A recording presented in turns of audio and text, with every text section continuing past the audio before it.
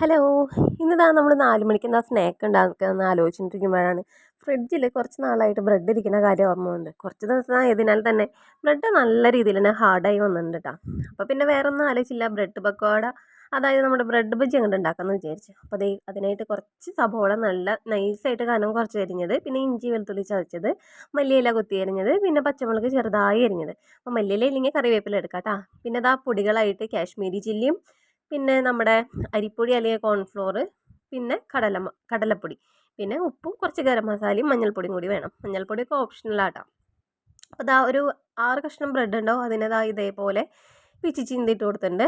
അതിലേക്ക് നമ്മൾ എരിഞ്ഞ് വെച്ച എല്ലാവരും ഇട്ട് കൊടുത്തിട്ടുണ്ട്.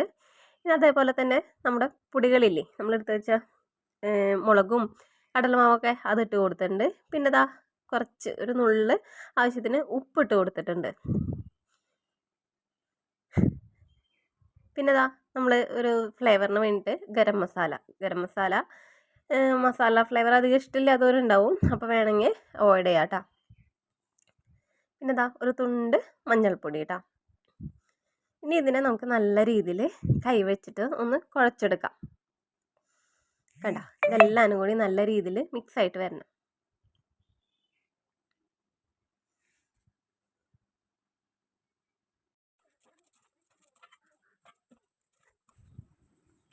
അങ്ങനെ ഇതാ നമ്മൾ ബ്രെഡിനെ നന്നായി കുഴച്ചെടുത്തിട്ടുണ്ട് കൈ വെച്ചിട്ട്. അപ്പോൾ അതിനിടയിൽ ഇതാ സുടുക്കും, ഞാനൊന്ന് ടേസ്റ്റ് നോക്കട്ടെ എന്ന് പറഞ്ഞ ഒരു നുള്ളെടുത്ത് കഴിച്ച് നോക്കിയിട്ടുണ്ട് കേട്ടോ.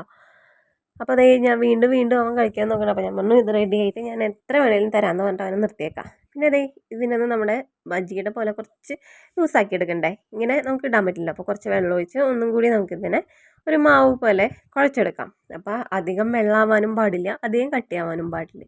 കുറച്ചൊരു ലൂസിലാട്ടോ അതിനെ കുഴച്ചെടുക്കുന്നത്.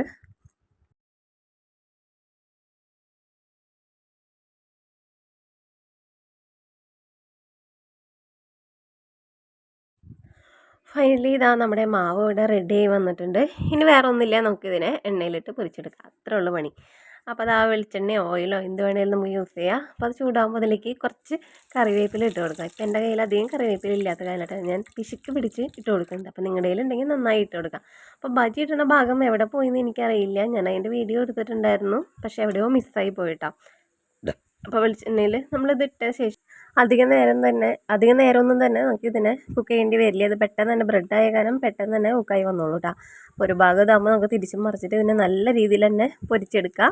വേണമെങ്കിൽ എരിവൊക്കെ താല്പര്യം ഉണ്ടെങ്കിൽ ഇത് കുട്ടികൾക്കും കൂടി കൊടുക്കേണ്ട കാരണം ഞാൻ പച്ചമുളക് ചേർക്കുന്നില്ല കേട്ടോ. നമ്മുടെ സാമ്പാർ മുളക് കിഴക്കുമുളക് നീളമുളക് എന്നൊക്കെ പറയില്ലേ, അതൊരെണ്ണം കട്ട് ചെയ്ത് ഇതിലേക്ക് ഇട്ട് കഴിഞ്ഞാൽ നല്ലൊരു മണമായിരിക്കും കേട്ടോ. അപ്പോൾ അതാ ഫ്രൈ ആയിട്ട് വരട്ടെ. അങ്ങനെ ദേ നമ്മൾ ഇതിനെ മറിച്ചിട്ട് നല്ല രീതിയിൽ ഫ്രൈ ആയി വന്നിട്ടുണ്ട്. കണ്ട കളറൊക്കെ മാറി വന്നിട്ടുണ്ട്. ഇനി നമുക്കിതിനെ ഒരു പാത്രത്തിലേക്ക് കോരി മാറ്റാം. അപ്പോൾ വീഡിയോ ആദ്യമായിട്ട് കാണുന്ന ആരെങ്കിലും ഉണ്ടെങ്കിൽ ചാനൽ സബ്സ്ക്രൈബ് ചെയ്ത് സപ്പോർട്ട് ചെയ്യുക. അപ്പം ലൈക്ക് ചെയ്യുക, കമൻറ്റ് ചെയ്യുക കേട്ടോ. നല്ലൊരു ടേസ്റ്റുള്ള ബജിയാണ് കേട്ടോ. ഭയങ്കര ഇഷ്ടമാണ് ഇത്, നല്ല രസമാണ്. ഇതിങ്ങനെ ഇരുന്ന് തിന്നുകൊണ്ടേയിരിക്കും. അപ്പോൾ പുതിയൊരു വീഡിയോ ആയിട്ട് നമുക്ക് വീണ്ടും കാണാം. അതുവരെയും ടാറ്റാ.